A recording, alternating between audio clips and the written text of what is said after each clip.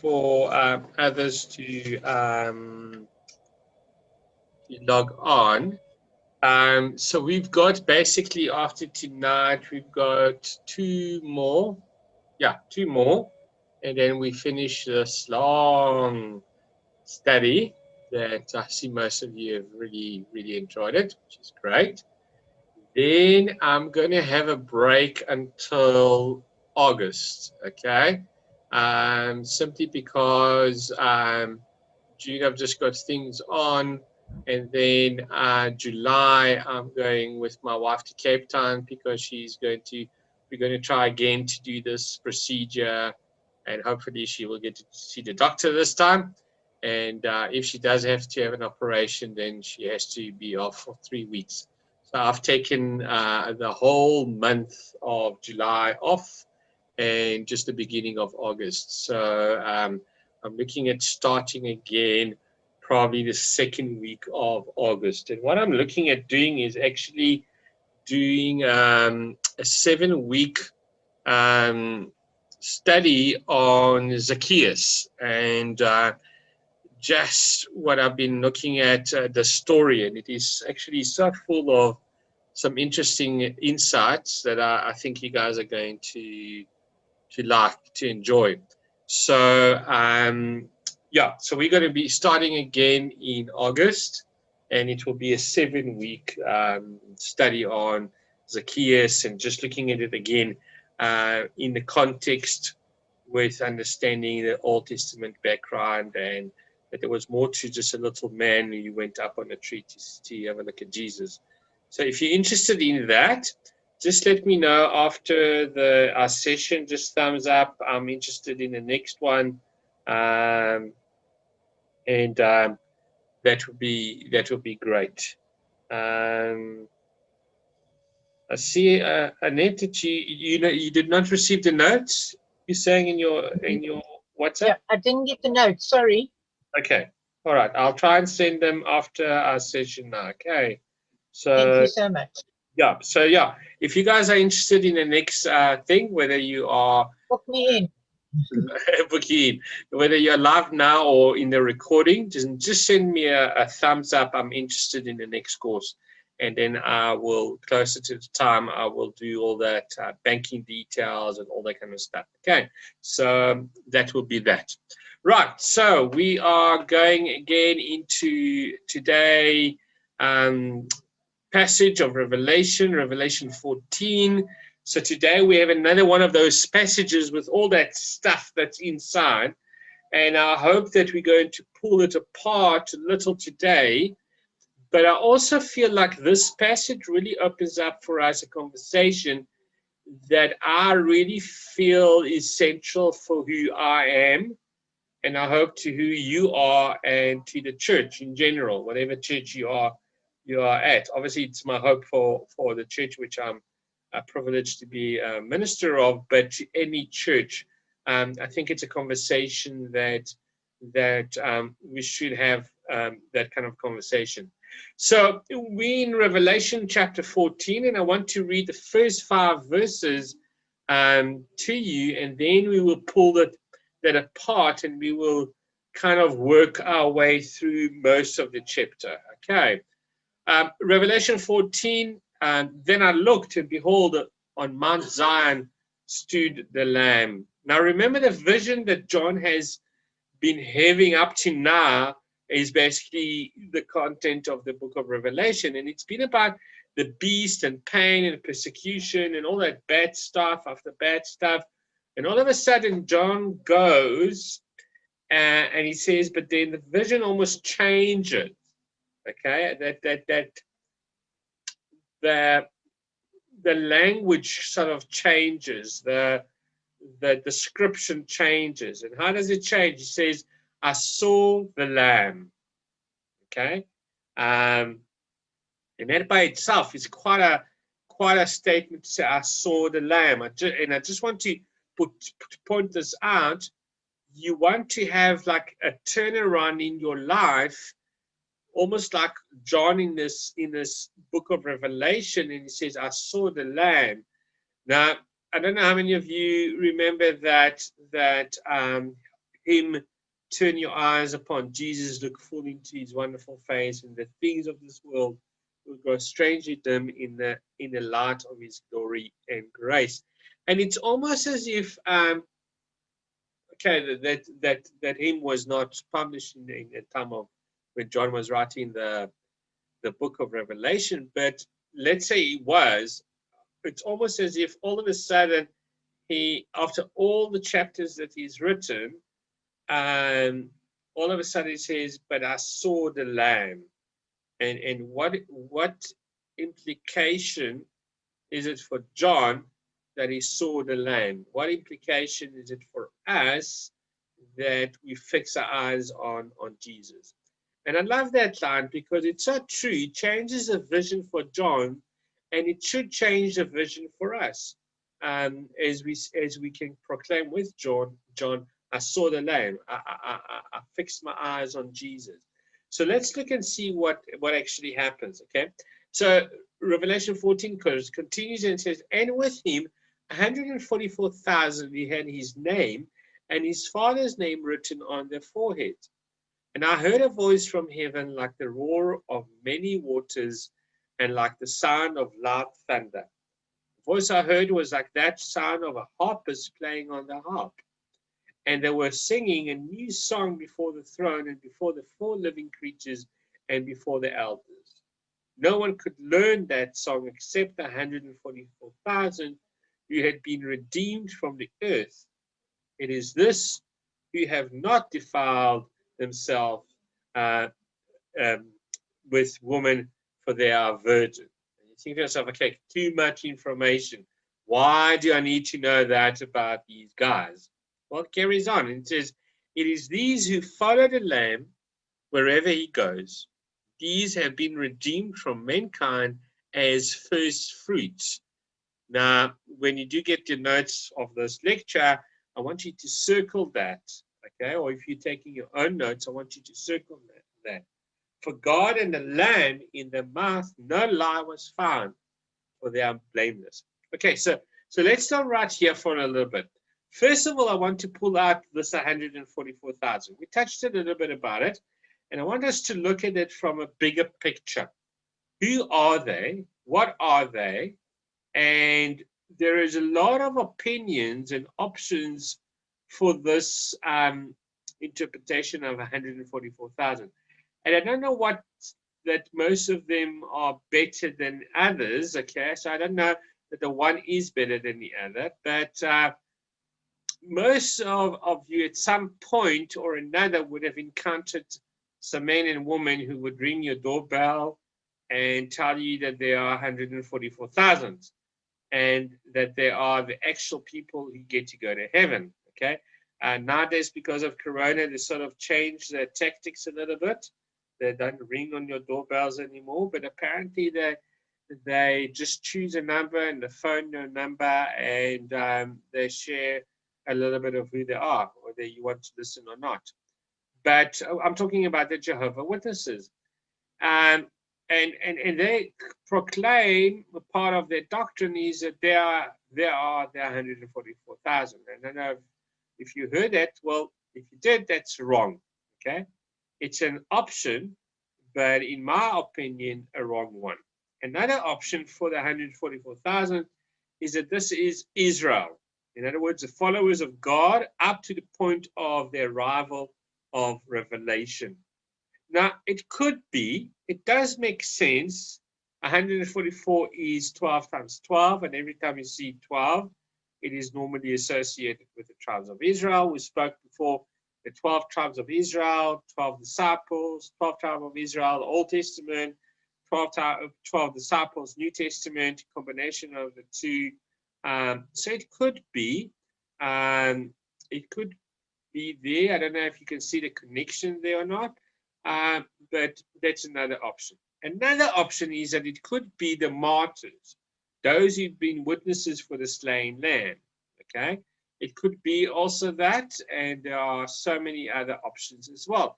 So the question then remains, so which one is right? And unfortunately, my answer for that is pick anyone you like, okay, except the Jehovah's Witnesses one. Okay, it's literally a free pick. Okay, it could be Israel together with the disciples. It could be the martyrs. Unfortunately, the jury is still out on who exactly is 144,000. I personally would like to look at it as the Israel and the disciple. Okay. But having said that, few things though that I will like to point out is, first of all, is this thing about the virgins. Okay. And we need to know that, as much as we think, oh, well, too much information. And the reason is because that is personal. And here's why. Because what we need to understand about the 144,000 soldiers that are going to follow the slain lamb in battle is that their battle is a righteous battle. Okay? Remember, we've touched on it before that we serve in the army. If we choose to fight the spiritual battle, we serve in the army that our general is a slain lamb, not the lion. So the way in which we wage war is that of peace, love, joy. Okay.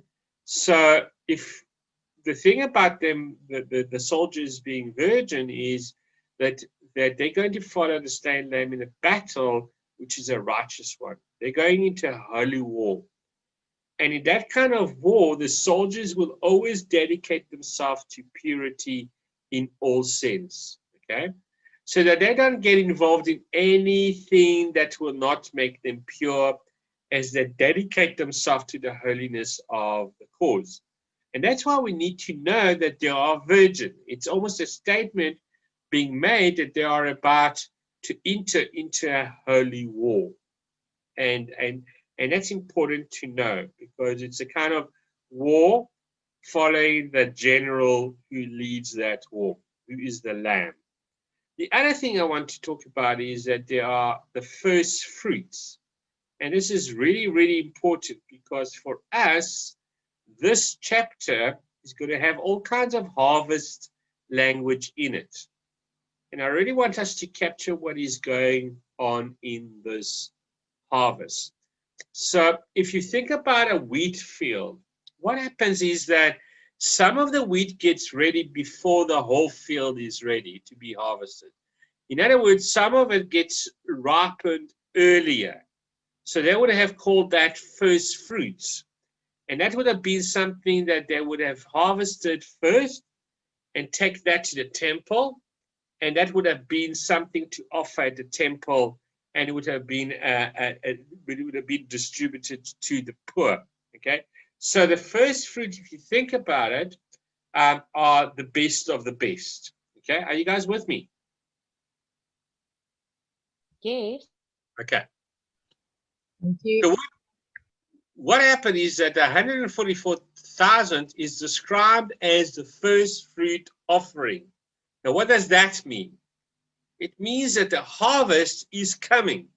So we need to start in anticipation. The first fruit has to be harvested. The rest of the harvest is still coming, and we need to be prepared. You see, you need to feel that, and everything else is being said so that we can understand the rest of what is happening. Because we're going to start talking about some really hard words. So from now until the end of our lectures, the language changes, because the fact that John says, I saw the Lamb, it made an impact on him. And now he's talking about a language which the first century hearers understand. And he's talking about the harvest is coming. Every Jew in that land would mean that if the harvest is coming, that means that the first fruits have already ripened. And those first fruits are the ones to be taken to the temple. The rest is for for your personal use, but the first fruits, okay, of any harvest has to be brought into the temple. So let's have a look at Revelation 14:67 again. Then I saw another angel flying directly overhead with an eternal gospel. To which we go, okay, that's interesting. So we're going to hear the gospel or something like that. But the first century reader of this passage would have gone, wow, is he going to really do that? Really? Gospel? Because that word, in their understanding, is not a religious term first. We kind of kidnapped that word and made it a religious word. But the word in its originality is actually an emperor's term. And that is that when the emperor had his advent, and we spoke about the advent, the counting of days before his arrival to whatever event or to whatever place, okay, we spoke about it. So when he arrives, what they would do is that they would send herald out with a message, and that message is called in the Greek evangelion, okay, which we get translated to evangelism or evangelist, and that is the gospel. Because what is an evangelist supposed to do? Is proclaim the gospel, which means good news, okay? So this was emperor language, and so for the angel to come with a new gospel, this is a direct, in-your-face kind of Rome approach to how we understand what is happening in Rome, okay? So there is a language there that he takes from a Roman understanding of the herald will come and he will give the good news that the emperor is about to enter, and as the emperor enters, then that city, that town will know that there's going to be games, there's going to be celebration, and there's going to be a whole lot of things. But here John uses it in a different kind of way to say that it's against Rome. It's as I said, in your face Rome approach to how we understand what is happening in Rome. Because he carries on and he says, to proclaim to those who dwell on earth. So who gets to be a part of this gospel, this good news from heaven? And he goes on, to every nation and tribe and language and people. In other words, everyone. Okay? And he said with a loud voice, fear God and give him glory, because the hour of his judgment has come. To which we say, yes, yes, judgment. Isn't that what Revelation is all about? Is judgment and tribulation and so we're getting quite happy because we think this is finally aligned with what we believe or what we believed Revelation is all about. Okay, so hold on to that. It carries on and it says, and worship him who made heaven and earth, the sea and the springs of water. So let's talk about this judgment, because I already believe that we treat judgment like this, okay? Like we would equate ourselves to a boxer against a rope, and the world is sort of beating us up, and I just have to sit and take it. And we sort of sit and take it, and we say, wait until your father gets home. Okay, have you ever heard that from your mom growing up? I remember my mom used to discipline us, but she always used to say to me, wait until your father gets home. Okay, because when your father gets home, he's going to give it to you, isn't it? Okay, and in a way, this is what we understand about judgment. Judgment is sort of like, we know that God says judgment is mine, and so we sort of sit back and take it and say, wait until the father comes home. Okay, and judgment isn't about the people that are faithful, but it's about Rome getting it. Judgment is coming to Rome, and you are going to pay for it. That's how we see it. Okay, that's what we sort of believe that's going to happen. And by the way, I think the church has built itself some pretty emotional and unhealthy practices, and this happens to be one of them. Okay, and I think we need to have a better understanding of judgment. And what I hope the Lord is going to teach us and make us, his church, is into a community of people that we would rally around one another and hope for the best in each other. Okay, that is his church, and his church could be a place where we can pull for one another and not at one another. And I feel that sometimes the church has become a place of judgment rather than a place where we can pull for one another. That we would not be a group of people that were so caught up at being right all the time that we forget what it was like to be godly. Okay? Because what the church has become in the world, and this is my opinions, okay, is, and this is the way I understand what Revelation 14 is talking to me, is that we always want to be right. And the problem with that is that people put their hands out in front of them and they say, I don't want to be a part of the church. I don't want to be in this place called church. There has to be a better way to do this. And I think begins with the proper understanding of judgment. I don't know. What are your thoughts about this?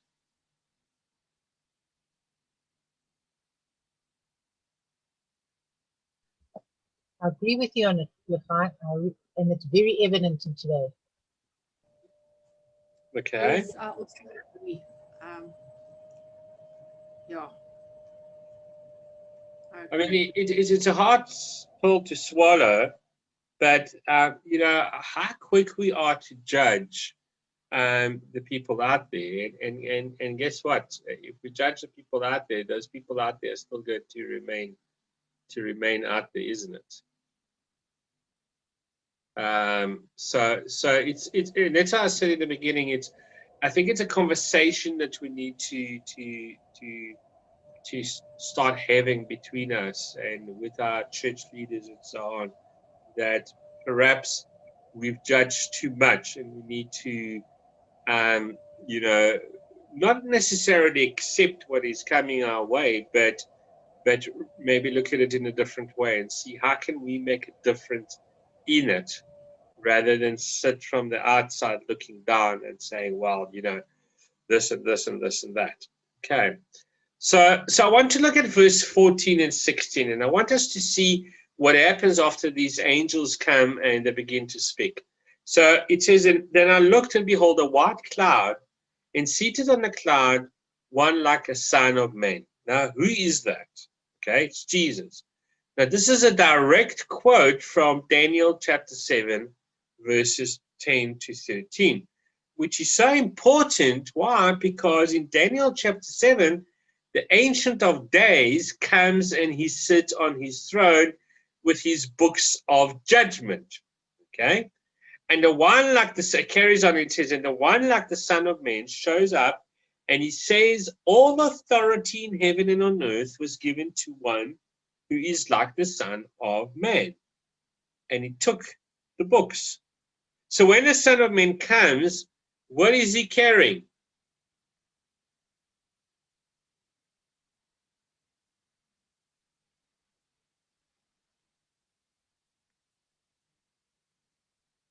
The book of judgment. Okay, the book of judgment, but yeah, he's carrying books, okay, and one of them will be the book of judgment, okay. The point is not if he is riding on a horse or a cloud, but that he's coming, okay. By the way, Matthew 28, and those who are going to give maybe a few minutes tomorrow, or maybe an hour, or maybe you're fortunate enough for the church to actually have a service, tomorrow is the mark of Ascension Day, okay? I was talking to my congregation on Sunday, and I said, I remember that when I was in school, I was a practicing Jew, but Ascension Day was a holiday, was a time off. There was no school, okay? Because people would go to churches on Thursday. That doesn't happen anymore. But one of the famous passages out of the narrative of the ascension, okay, is Matthew 28. And one of those passages we quote all the time says, go into all the world and make disciples. You know what Jesus says right before that? And you know why you should go and make disciples? Because all authority in heaven and earth has been given to me. That is to Jesus. Who is that? He's the Son of Man. And it's out of Daniel chapter 7. Jesus is claiming the Son of Man passage for himself, saying, I'm the Son of Man, so you should probably go and make disciples. Okay? Because all authority in heaven and on earth has been given to him, the Son of Man. And then Revelation carries on and it says, with a golden crown on his head and a sharp sickle in his hand. Another angel came out of the temple calling with a loud voice to him who sat on the cloud. Put in your sickle and put in your sickle and reap, for the hour to reap has come, for the harvest of the earth is fully ripe. So he who sat on the cloud swung his sickle across the earth, and the earth was reaped. Now, think about this. Anytime that Jesus talks about the harvest and reaping, who is he talking about? Okay, he's talking about believers. So who is judgment for? It's for us. Okay? Judgment is not Rome, you're going to get it, wait until dad comes home. But judgment is about something altogether different in this passage. Judgment is about us and our faithfulness. And why am I saying that? Because we are the harvest of the first fruit, the 144,000. So if we don't get that, we sit around and blame the world and say, you wait until daddy comes home, you're going to get what's coming to you. This is not what judgment is for. It's not to make someone else pay. We as Christians spend so much time trying to be right that we miss our obligation to be faithful to the task. The calling that you and I have is not about us being right all the time. Do we really assume that we know everything about God? I mean, that's a bit arrogant. And we often talk about God from a resolved place and not from a relational and a growing place. Okay? And what I'm saying is that if we agree that we are at the 144,000, that we are the faithful people, the one who walk in faithful obedience, okay, to the call, to love our neighbor as ourselves, and all those things that Jesus has asked us to do, then the judgment really is that in a way, when the harvest comes, I really feel that the Lord is going to not so much, why did you do this? Why did you do that? Why were you naughty here? Why you were naughty there? Yes, there is an element of that kind of judgment, but I really believe that the judgment part of what the Lord is going to ask us, the believers, the faithful believers, is, do you know me? If we say, yes, Lord, I know you, then his next question is, what did you do with that knowledge? How did you use that knowledge of knowing me, okay, to be in the world, okay? Going back, and we spoke about this passage where the disciples are in Caesarea Philippi, and Jesus is asking them, who do people say that I am? And Peter says, but you are the Christ, the Son of the living God. And Jesus says, on this I will build my rock. And what is this that Jesus is talking about? It's this truth that you are the Son of the living God. And to me, the judgment to the faithful is, if you say that I am Jesus, the Son of the living God, as Peter proclaimed, and I built my church on that truth, then what have you done with that truth? Are you guys getting me?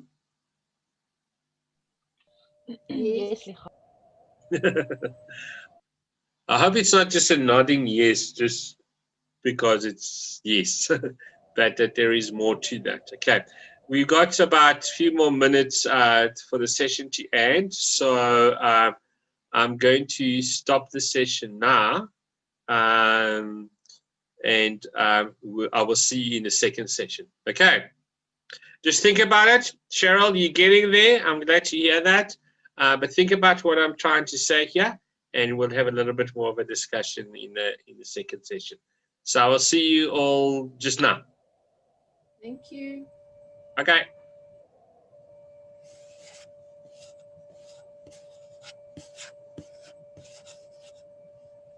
In the first session, what I've ended with is that we often talk about God from a resolved place. In other words, oh, we got it all made. Okay, we're going to heaven. Hallelujah, praise the Lord, and that's that. I've reached my destination. I got to the prize, and not from a relational and a growing place. Because at the end of the day, it's about relation, isn't it? It's about our relation with Jesus. And because of that relation that we have with Jesus, it's an ongoing growing process. And instead of being a resolved place, it should be from a growing place. In other words, I don't have it all together, but I'm growing. I'm not perfect, but I'm reaching that place of perfection. And I think if we approach the world in that way, and if we talk to people in that way, then I think we'll be able to see more results as well. So I'm not saying don't have an opinion. That's not what I'm saying.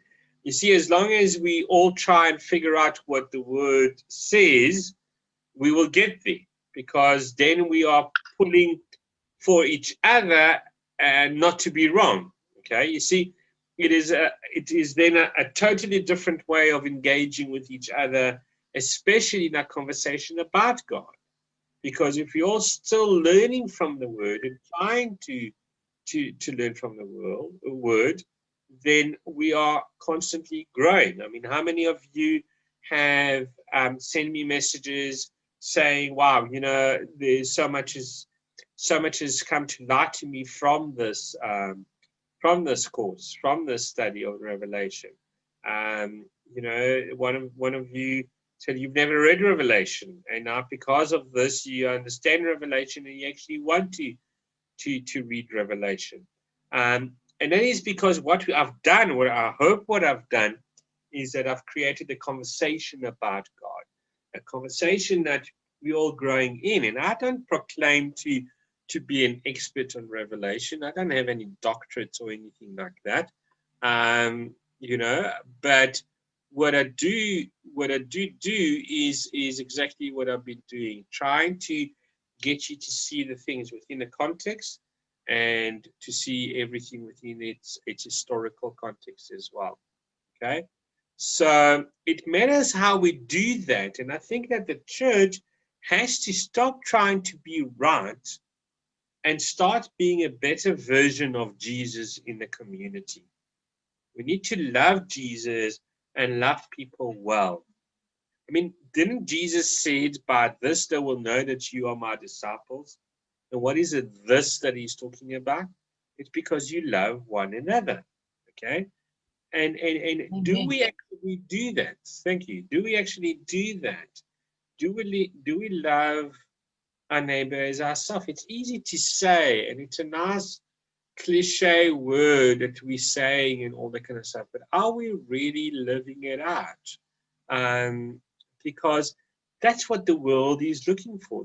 Those are the testimonies that people will say, you know, I was like such and such, and then that person came into my life, and there was just something about him or her, and you know, it wanted me to follow Jesus. Okay, so yeah, you see, judgment from God's perspective is about measuring our faithfulness, and that's what judgment happens for.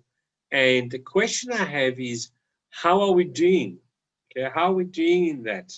Okay, if you had to die tonight, heaven forbid, but if you had to die tonight and you come before the throne and you see the Lamb, and he asks you the question, do you know me? And your answer will be yes. Then the second question will be, well, what did you do with that information? How did you live it out? And it's something that I'm hoping that you can start having this internal conversation, internal dialogue about where are you in that? You know, is a judgment towards you, where do you stand? Are you, you know, as that angel opens and the Son of Man comes with the book of judgment, where are you at? You know, in Yom Kippur, the Day of Atonement for the Jews, it's once a year. And their belief is that, because, I mean, Judaism religion is mainly on good works, mitzvah, what they call, okay, the good words, good deeds, okay? And one of the things that they say to each other on Yom Kippur is, may your name be written in a good book of life, okay? And that imagery is exactly that kind of imagery that John is talking about the Son of Man bringing this book, okay, the book of judgment.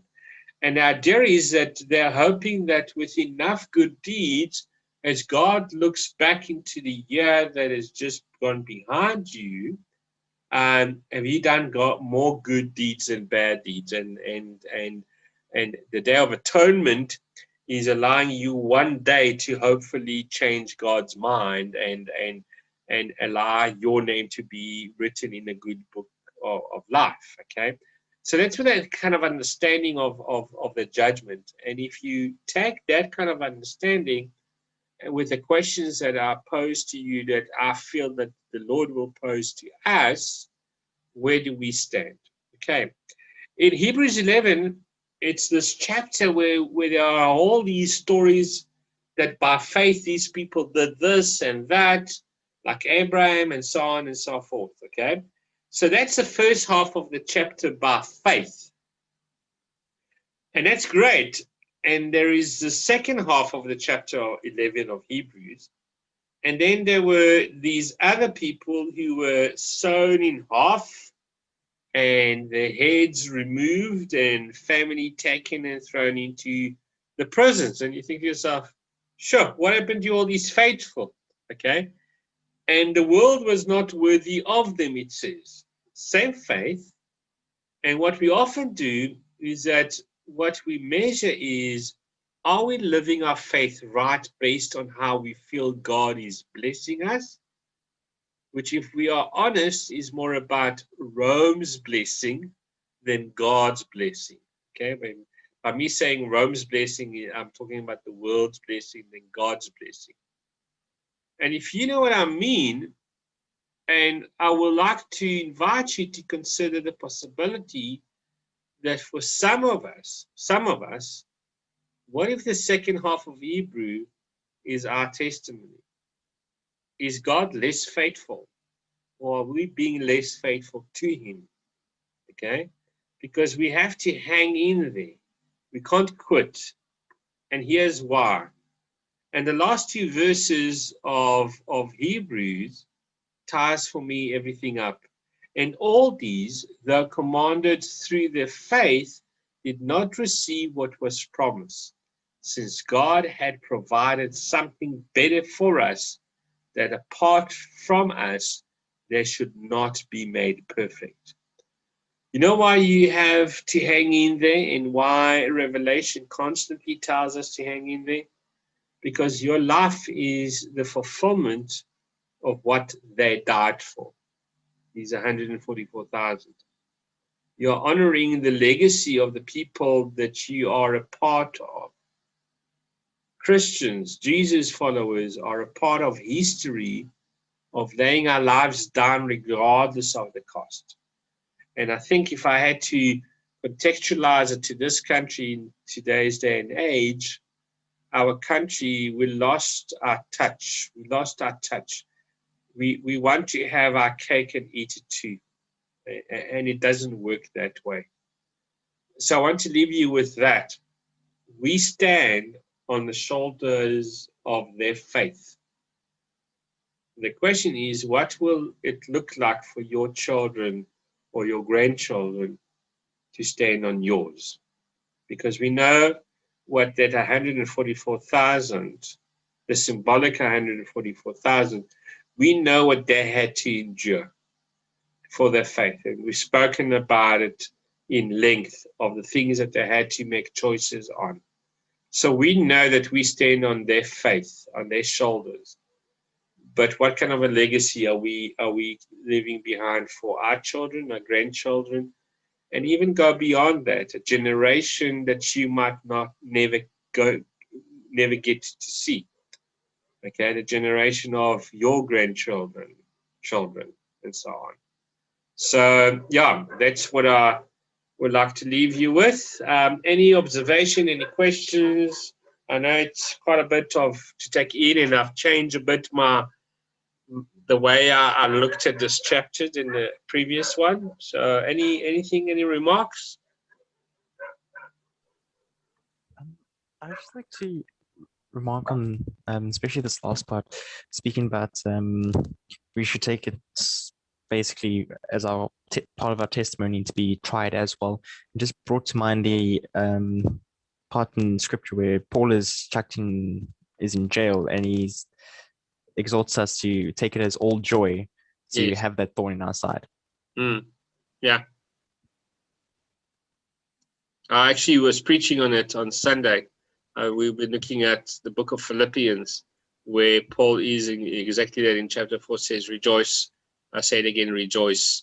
And if you know anything about that, where Paul was writing, he was writing from prison, the last place that you will feel like rejoicing. But yet he did. Anyone else? Okay. You're welcome. Lichai, I was reading Colossians. I've been reading Colossians, and one of the verses is that Jesus is in us. It's all about Jesus and Jesus in us. So the church has committed unspeakable acts in the name of religion, but I think we have to look at people not as we'll have to look at people as having Jesus in them. Yeah. Absolutely. Yeah. Absolutely. You're so right here. The series that I'm starting this coming Sunday, which Pentecost not this Sunday, next Sunday is Pentecost, which is known as the birth of the church. And the new series that I'm working on at starting is, I'm going to call it the Church Unleashed. And what is that unleashing is that we are so ripe in this time, 2021, coming out of a place where we are ready to be harvested. Okay, and I'm really looking at this point in history in the life of the church, that we're almost getting a second chance from the Lord to be unleashed, to be that for the world, to be that that loving, caring community, this community that comes alongside of you and yes, recognizes your downfall and your sins and so on, but as you said, not loving the sin, but loving the sinner. Okay, and I was reminded of it the other day. I read an article about he ate with him, and it was about Judas Iscariot. Jesus knew what Judas Iscariot was up to, but he still ate with him, didn't he? He was welcome to his table, didn't he? And yeah, maybe the church needs to wake up, coming out of a place of shelter of 2020 into maybe a beginning of a harvest in 2021. Interesting times. Depends which way you look at it. Have you been watching the news about Israel being attacked? Yeah, and I got horrifying. last night I was talking to some of my families. Some of them were in the shelters. that live in the central of Israel and the ones in the south of Israel, which normally they are the ones who always get attacked. We're okay, but yeah, and my uncle sent me a video of at the back of the garden, and you can see it looks like fireworks, but it's basically the missiles that are being sent. Unfortunately, I get irritated when I watch the news here because it's very pro-Palestinian.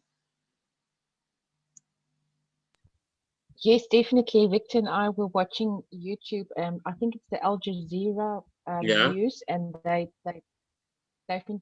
talk mostly from the perspective of the Palestinians, and Yes. it's just so unfair. So Victor gets so cross. He says, "That's not right. That's not right." I There mean, is- they fired more than 1,000 missiles in 40 hours. Yeah.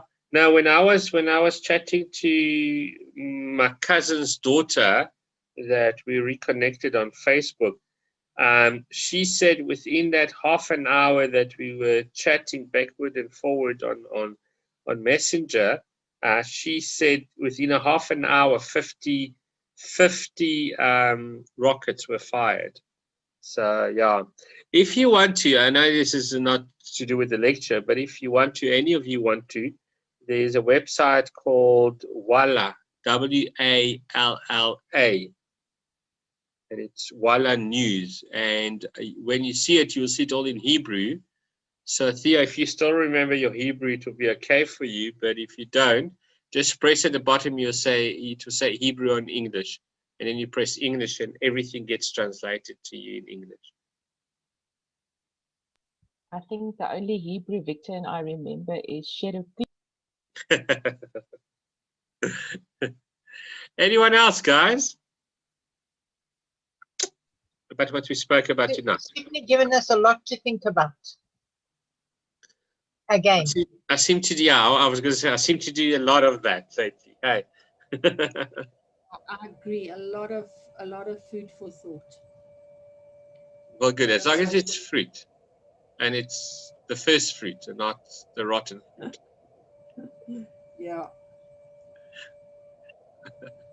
All right, guys. As I said, there is a lot, and I'm asking you to rethink some stuff here, and it's not easy.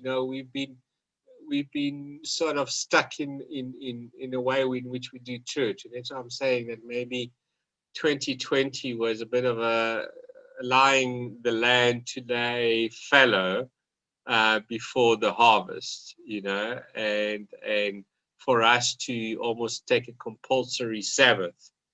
And remember what I said about the Sabbath. The Sabbath is not so much rest, but it's going on strike. It's not agreeing with the way things are. And when you come back to work, you're hoping for a better condition.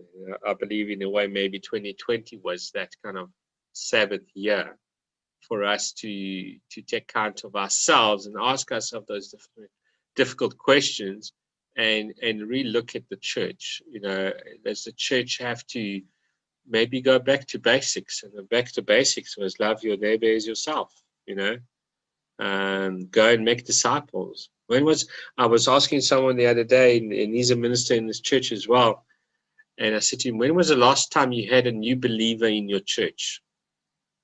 You came to know Christ in your church while you're preaching or while you're singing. And the answer is, I don't know. I don't remember.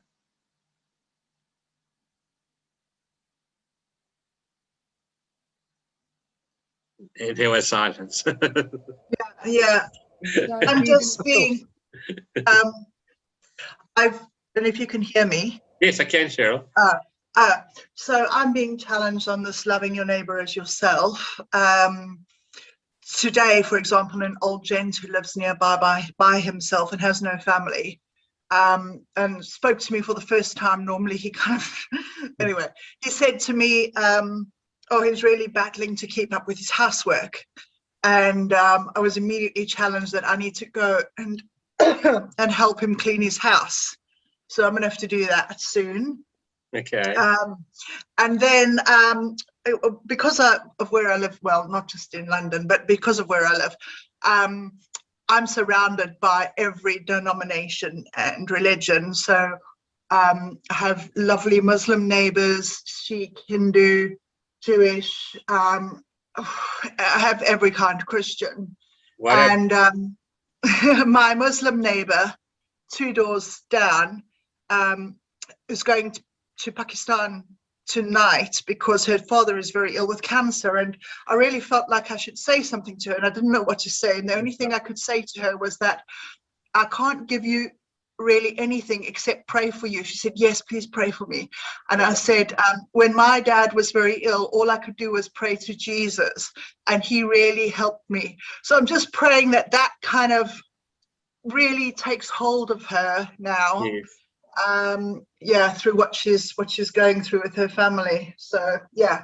And Anyway, that's- so yeah, yeah. being really challenged. Yeah, and that's the thing, Cheryl. It's as simple as that. It's as simple as Yeah. that. But how many of us would say, "Okay, well, I wish you the best," you know, have a safe Yeah. life, you know, kind of thing. Ooh, I don't know, you know, she's Muslim, and should I say this? Shouldn't I say that? And we Yeah. feel like, oh, she's from a different religion. She believes in a different God and all that kind of stuff. So yeah, so well done, you know, to you for saying that to her, because those are seeds that are being planted. Okay. Yeah. Well, it's and- just, yeah, I mean, I have been praying for my street and my community since I've kind of moved in, and we have got to know all of them really well, especially with lockdown and everyone walking, you know, taking walks, and yeah, so so fortunately I have that relationship that yeah. I can say that to her, but I've never said anything like that before. My next challenge is with my lovely Buddhist lady over the road who lets me park on her drive, Yeah. to ask her whether Buddha speaks to her, but we'll see. Well, it's a start, and well done. At least you taking a stand for Jesus, and you are spreading his love and the good news. So well done for that. Hope so. Thank you. All right, Yes, guys. just pray for courage for all of us to I will. keep doing this. I will. thing. Yeah. Well, definitely. I think you've. You don't even have to ask this group. They will automatically will pray for you for courage and wisdom and discernment, of where to say and what to say. And yeah, if we can pray for peace, not the peace of Jerusalem, but peace, you know, on both sides of the fence.